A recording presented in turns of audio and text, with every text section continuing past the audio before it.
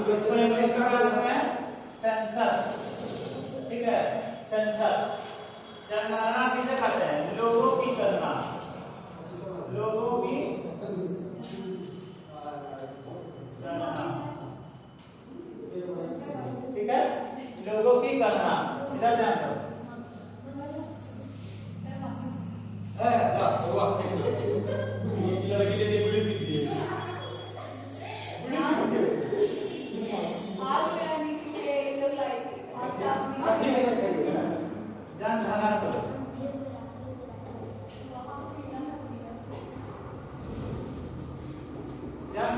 जब जनगणना का अर्थ क्या होता है? लोगों की गणना। गणना मतलब गिनती। ठीक है, अब जनघनत्व यानी कि डेंसिटी। डेंसिटी यानी कि लोग प्रति इकाई क्षेत्रफल पर, प्रति इकाई क्षेत्रफल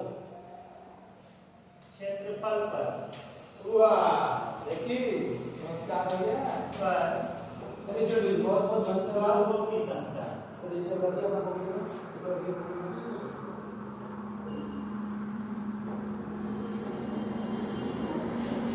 ठीक है, लोगों की। अब इसका मतलब समझो क्या है, क्या रहता है।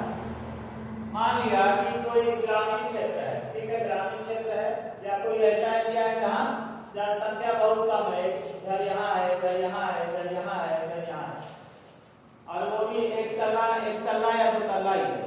लेकिन शहरों में अगर हम देखते हैं तो क्या होता है, एकदम यहाँ पूरा लगातार बीच में सड़क जाता है और इधर पूरा घर होता है, और वो भी बिल्डिंग होता है। यानी कि एक स्थान पर बहुत ज्यादा लोग बसे हैं। ठीक है, एक स्थान पर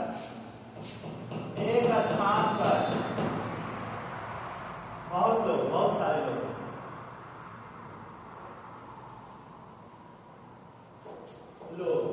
ठीक है, यानी कि जनसंख्या घनत्व तो यहाँ अधिक है और यहाँ कम लोग बसे हैं, कम। तो यहाँ जनसंख्या घनत्व कम होगा। जनसंख्या घनत्व मतलब होता है एक स्थान पर कितने लोग हैं।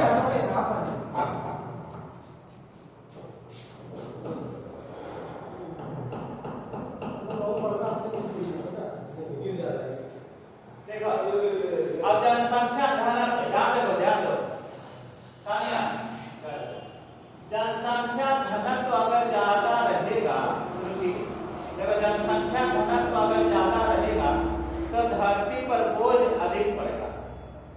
ठीक है, धरती बोझ मतलब कहने का मतलब है कि नेगेटिव सेंस में नहीं लेना है। कहने का मतलब है कि पृथ्वी पर यानी खेतों पर जो बोझ है, खेतों पर बोझ, खेतों पर दबाव, ऐसा कह सकते हैं, दबाव, खेतों पर दबाव अधिक पड़ेगा। यानी कि अधिक से अधिक खेती करना होगा, अधिक से अधिक अनाज उत्पादन करना होगा, ताकि इतने सारे लोगों को हम पेट भर सके या खिला सके। ठीक है, जनसंख्या घनत्व, इसमें क्या होता है कि एक स्थान पर कितने लोग बसे हैं, इसी की गिनती होती है जनसंख्या घनत्व।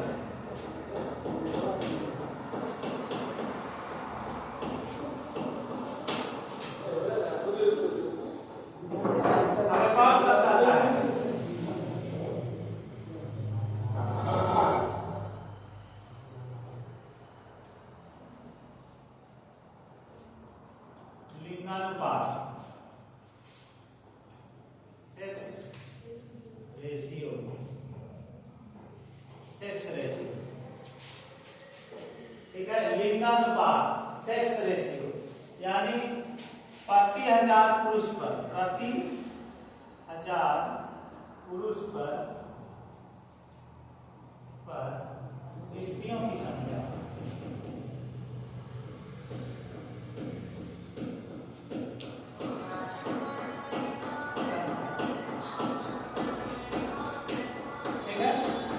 यानी कि स्त्री और पुरुष कितने अनुपात में, कितनी संख्या है, इसमें लिंगानुपात होता है।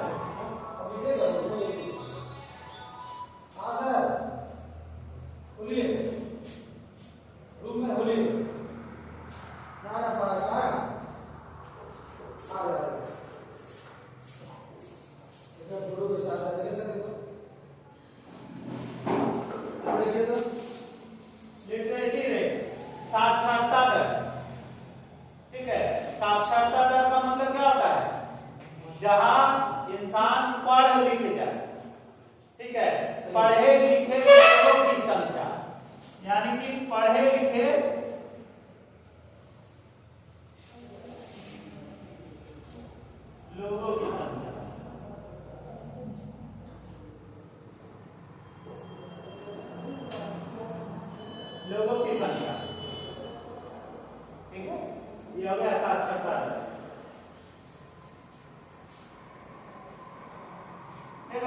होता क्या है ना कि लिंगानुपात अलग अलग ये नहीं होता। जैसे बच्चों का लिंगानुपात कितना है और बड़ों का लिंगानुपात कितना है, इसमें अंतर पाया जा सकता है। ठीक है, अब एक और चीज आता है, साक्षरता दर हो गया।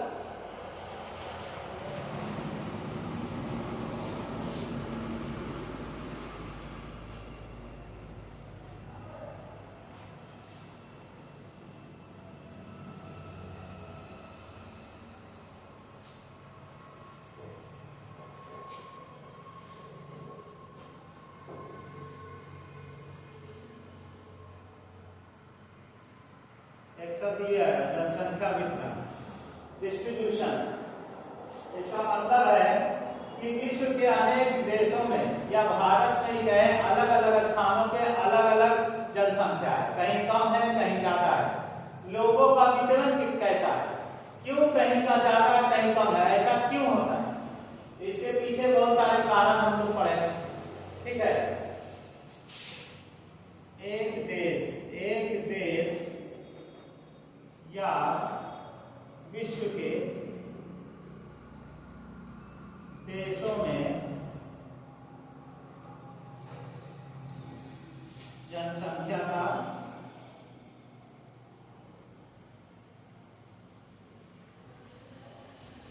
वितरण, जनसंख्या का वितरण। अब एक और शब्द आएगा जनसंख्या वृद्धि।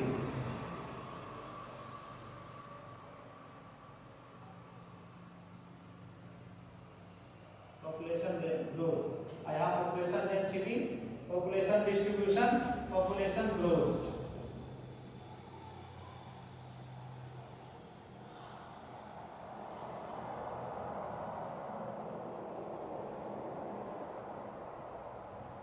ग्रोथ क्या है? जनसंख्या वृद्धि कैसी होती है?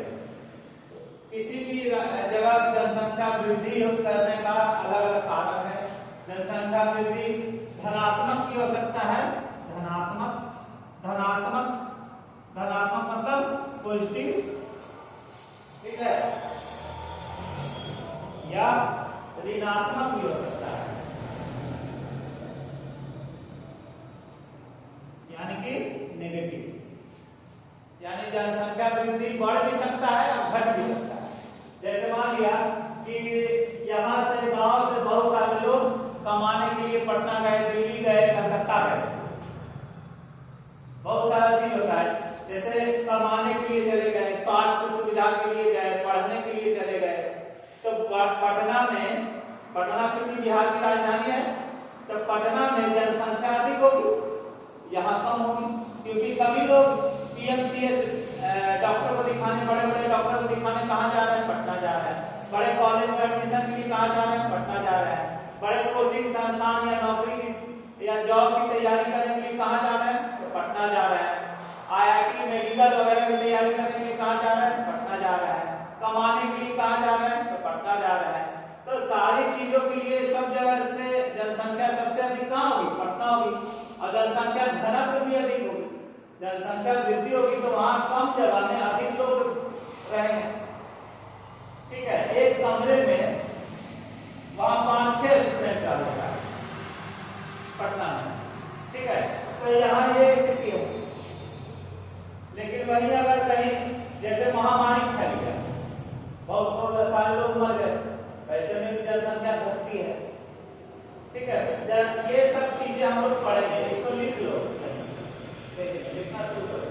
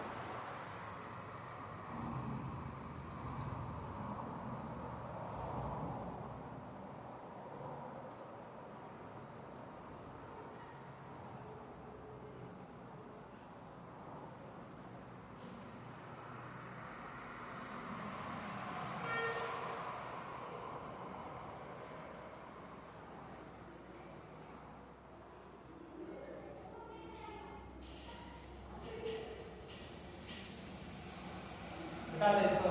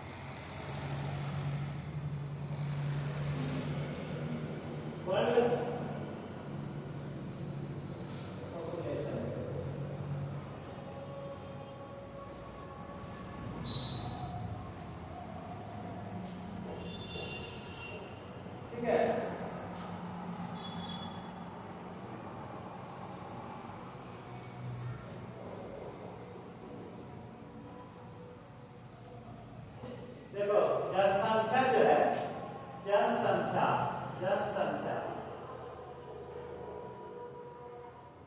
देखो जनसंख्या आगे क्या लिखा है? इससे पहले जनगणना, उसका इंग्लिश लिखा है सेंसस। जनगणना उसका इंग्लिश लिखा है सेंसस, और जनसंख्या का इंग्लिश हो गया पॉपुलेशन।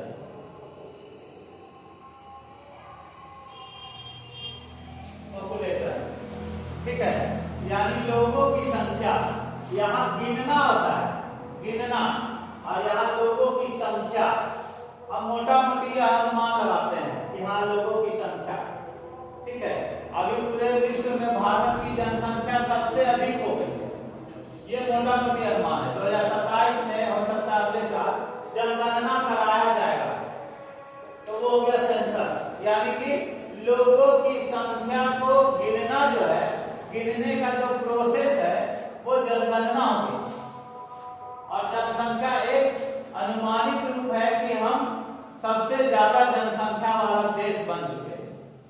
ठीक है, इसमें बहुत सारी चीजों से डेटा लिया जाता है। आखिर हम कैसे हम पता कर लिए कि जनसंख्या अधिक हो गया? तो भाई आधार है, बैंक अकाउंट नंबर है, बहुत सारी चीजें हैं, वहां से सरकार के द्वारा एक अनुमान डेटा लिया जाता है कि हाँ यहाँ का जनसंख्या इतना हो चुका है। बच्चे जन्म ले रहे हैं तो उसका रजिस्ट्रेशन करवाया जा रहा है, जन्म प्रमाण पत्र बनाया जा रहा है, तो इससे जो है एक अनुमान किया जाता है कि जनसंख्या ऐसा है। तो इसमें इसका जो चैप्टर है विश्व जनसंख्या, वितरण घनत्व और वृद्धि, नीचे में लिखा है वितरण घनत्व और वृद्धि पूरे विश्व में। अब यह भारत का परिप्रेक्ष्य नहीं है, पूरे विश्व का परिप्रेक्ष्य नहीं है, पूरे विश्व के बारे में बात करेंगे कि आखिर जनसंख्या का वितरण कैसा है, जनसंख्या क्या है, वृद्धि कैसा है। कहीं भी अगर किसी भी देश में जनसंख्या बढ़ रहा है या घट रहा है, इसका कारण क्या है, यही सारी चीजों को देखते हैं। सबसे पहले तुम लोगों को शायद पढ़ाया गया होगा 10th में संसाधन। संसाधन एक चैप्टर होगा शायद ज्योग्राफी में, इसमें लिखा गया होगा कि मानव एक संसाधन है।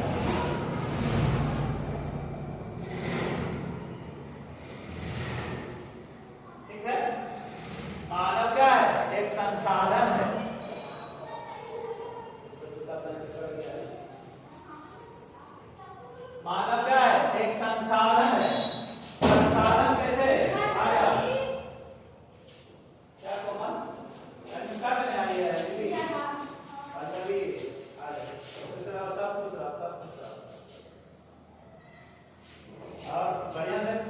कर रही है ना, अप्लाई कर रही है। हाँ पढ़ो पढ़ो।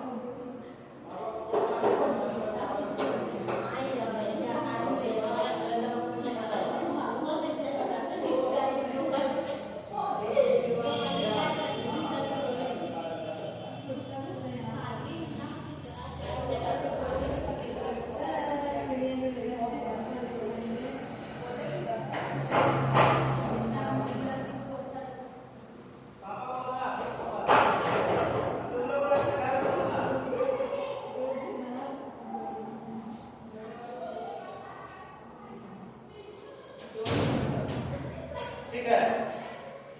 मानव क्या है? एक संसाधन है। मानव संसाधन कैसे है बता दो।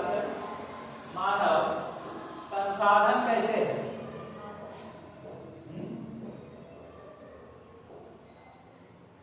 पढ़ाया गया होगा, पढ़ाया गया होगा। संसाधन पढ़ाया गया होगा, श्रम, पूंजी, ये सब संसाधन है। उसमें एक संसाधन मानव भी पढ़ाया गया होगा। कैसे है मानव संसाधन? देखो क्या होता है, हम बताते हैं। जैसे एक पढ़ा लिखा व्यक्ति या प्रशिक्षित,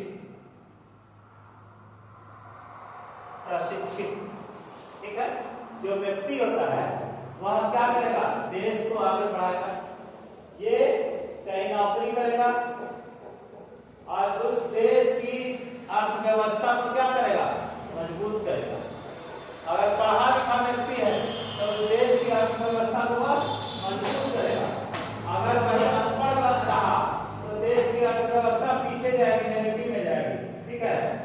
तो होता है जैसे मान लिया तुम ही लोग है, तुम लोग आज विद्यालय में पढ़ रही है, क्या कारण है, क्यों पढ़ रहे हैं? पढ़ने का कारण बता दो। चलो तुम ही लोग से आप पूछते हैं।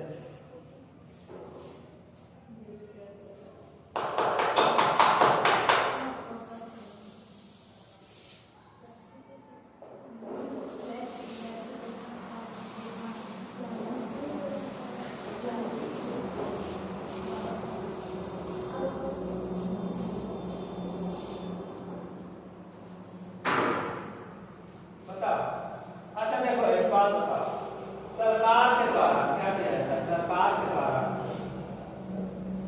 इतना पैसा खर्च करके विद्यालय भवन बना करके शिक्षकों को नियुक्त करके, ठीक है, तुम लोग के लिए यहाँ इस पंचायत में विद्यालय बनाया गया ताकि यहाँ के बच्चे पढ़े। ठीक है, क्यों? ताकि तुम लोग पढ़ लिख सको और देश के अच्छे नागरिक बन सको। और तुम ही में से बहुत सारे लोग जो है अच्छे अच्छे पद पर पहुंचेंगे, जहां जा करके देश की सेवा करेंगे, देश की अर्थव्यवस्था को मजबूत करेंगे। कोई आईएएस बनेगा, कोई आईपीएस बनेगा, कोई दरोगा बनेगा, कोई डॉक्टर बनेगा, कोई इंजीनियर बनेगा, इसी बच्चों में से बनेगा। ठीक है। तो सबसे बड़ा चीज है कि तुम लोग को हम क्या कर रहे हैं? प्रशिक्षित कर रहे हैं। तुम लोग को एक संसाधन के रूप में बदल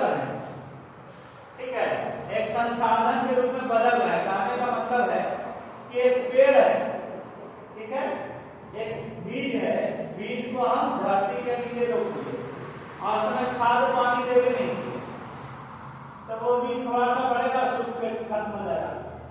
वही बीज तुम लोग के अंदर हम क्या कर रहे हैं, हम खाद पानी डाल रहे हैं ताकि तुम लोग विकास कर सको, बड़ा बन सको, और वह पेड़ बड़ा करके क्या करेगा, फल देगा, छांव देगा, ऑक्सीजन देगा। तुम लोग क्या करोगे, देश की सेवा के लिए आगे बढ़ोगे। और ऐसा कोई जरूरी नहीं कि पढ़ करके नौकरी ही किया जाए, ठीक है।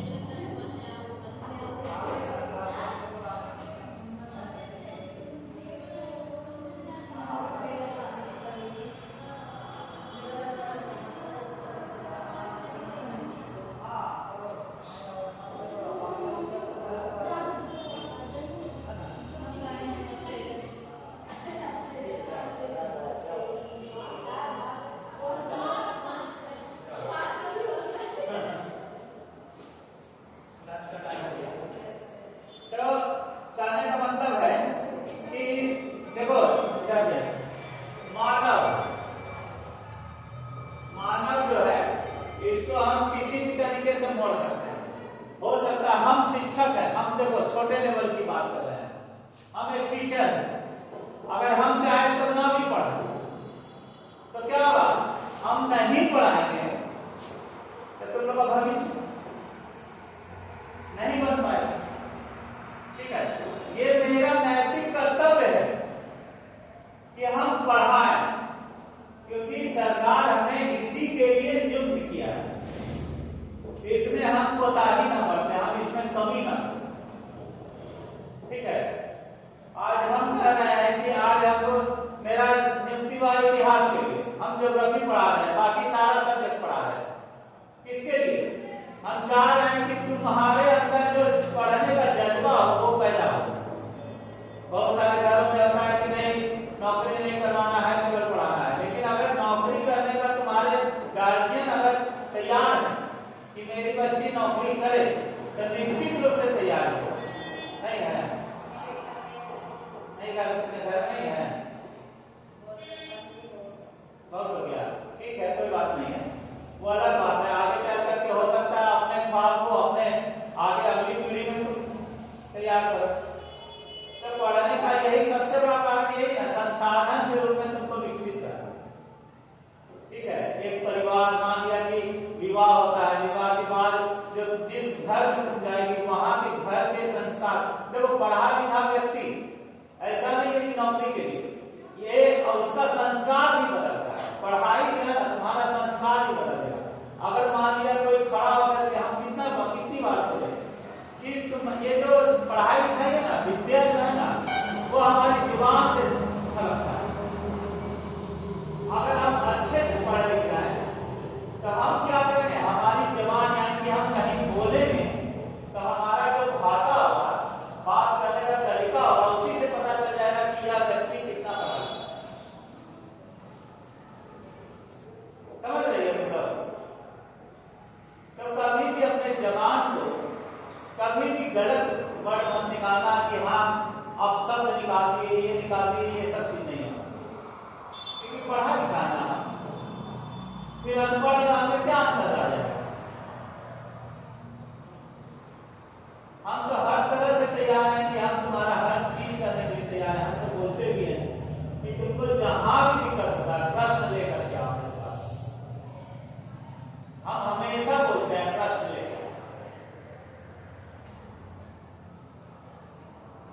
बहुत बड़ी चीज है जिज्ञासा। अगर हम पढ़ रहे